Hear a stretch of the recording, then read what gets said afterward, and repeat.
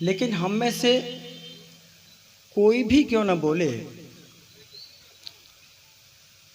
वाणी सदगुरु की है, समझ सदगुरु की है, अर्थ सदगुरु के हैं, और जो समझ है उसकी गहराई भी सदगुरु से ही हमने पाई है। तो इसी वजह से आज यहाँ जो कुछ भी आपके समक्ष बोलने का प्रयास करूँगा वो वास्तव में सदगुरु का है और उस पर आप सभी का अधिकार है।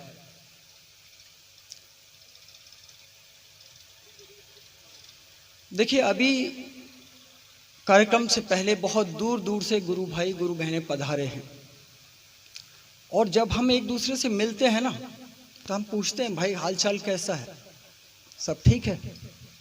तो हर कोई यही कहता है कि हाँ साहब बहुत बढ़िया, आनंद है, मज़े में है, मौज में है।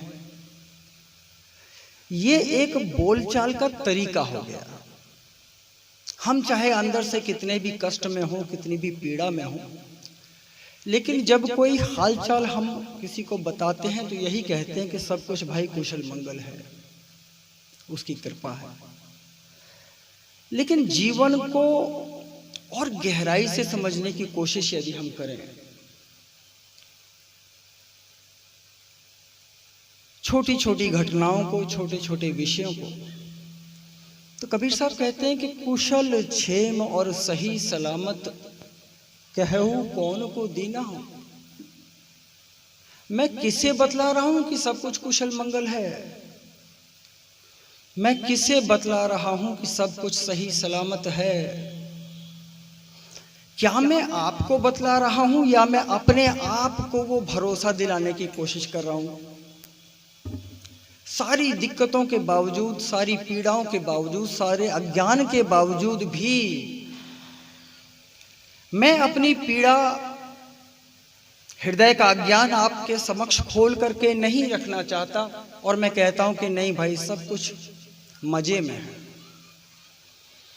तो साहब कहते हैं कि कुशल क्षेम और सही सलामत कह ही कौन को दीना हो।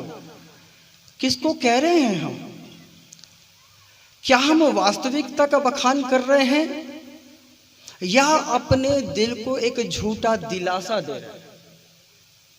साहब कहते हैं कि आवत जात दो विध लूटे, सर्वस हरि लीना हो। आते समय भी हम सब कुशल मंगल, जाते समय भी सब कुशल मंगल। क्या इस दुनिया में कहीं कुछ कुशल मंगल है? ठीक है कि हमने सदगुरु दिवाकर साहब की शरण पाई, और क्योंकि हम दुनिया से, दुनिया की सोच से हम न्यारे हुए, इस वजह से हम ये कहने की हिम्मत कर पाते हैं कि शरीर का तो पता नहीं साहब, घर गृहस्थी का तो पता नहीं, लेकिन जो मेरा जीव है वो निश्चित ही सदगुरु की कृपा से सही दिशा में जा रहा है, इस वजह से सब कुशल मंगल है। लेकिन दुनियादारी में कबीर साहब कहते हैं कि आवत जात दो विध लूटे, सर्वस हरि लीना हो। जो साथ में लेकर के आए थे शरीर वो भी गया, सारा जीवन जो कमाया वो भी यहीं छोड़ करके जाना पड़ा। सर्वस हरि लीना हो, सब कुछ गंवाते हैं हम। जब यहां से जाते हैं तो हमसे सब कुछ छीन लिया जाता है, और यदि परिस्थिति ऐसी है तो वाकई में क्या इसे हम कुशल मंगल कह सकते हैं? नहीं। आगे साहब कहते हैं कुशल कह के सब जग बिन से, सारी दुनिया कह रही है कुशल मंगल है, कुशल मंगल है, लेकिन हर कोई जाता हुआ नजर आ रहा है। कोई यहां पे अमर नहीं हुआ, जो आया वो मरा, जो आया वो मरा। कैसी दुनिया है? जिस दुनिया का आकर्षण हमारे सर पर चढ़ करके बोलता है, ईमानदारी से सोचिए, क्या इस दुनिया ने किसी भी जीव को जिंदा यहां से वापस जाने दिया? नहीं। हम और आप तो साधारण लोग हैं जिनको आप अवतार कहते हैं, क्या वो यहां से जिंदा वापस गए? एक ऐसी दुनिया जो सभी के प्राणों को हर लेती है, क्या उसमें कहीं भी कुछ भी कुशल मंगल हो सकता है? नहीं। कबीर साहब कहते हैं कि हम बेहोशी में जी रहे हैं, हम बहुत बड़े भ्रम में जी रहे हैं। कुशल कह कह सब दुनिया बिन से, सब कोई जा रहा है। अंत में कबीर साहब कहते हैं रहे राम अविनाशी हो।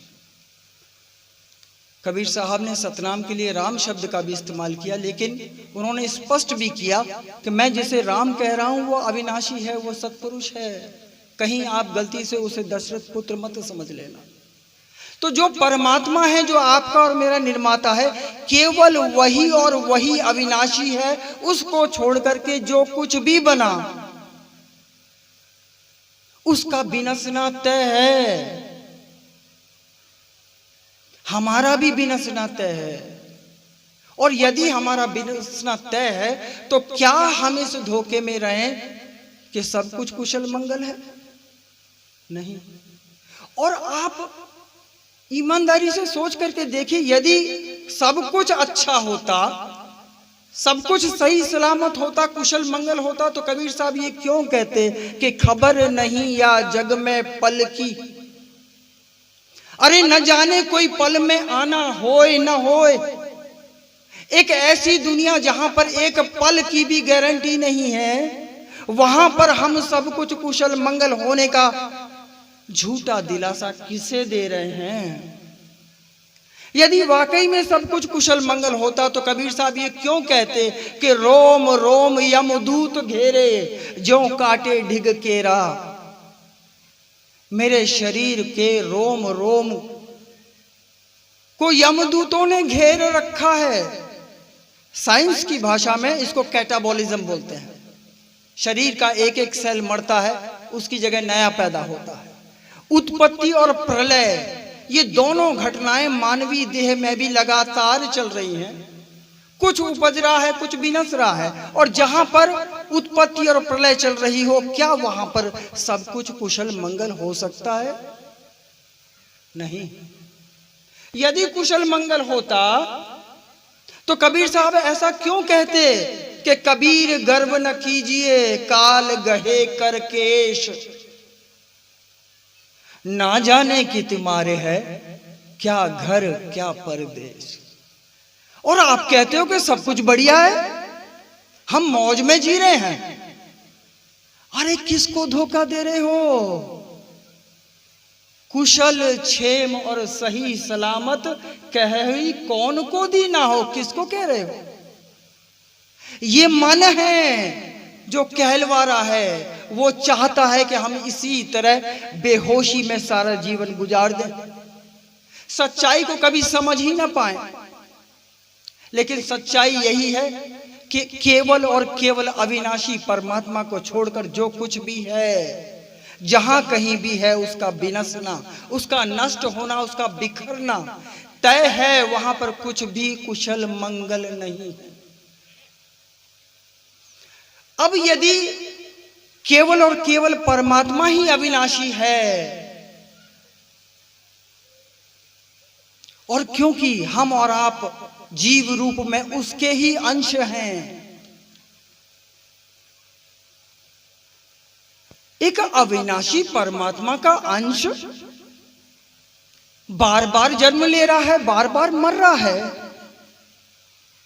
कितनी पीड़ाओं को सहन कर रहा है, लेकिन वो होश में आने को तैयार नहीं है, चीजों को समझने के लिए तैयार नहीं है।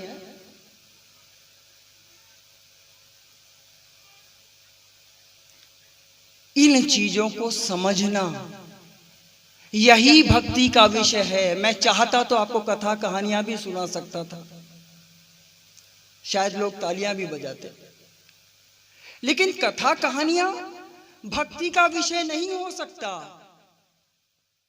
संसार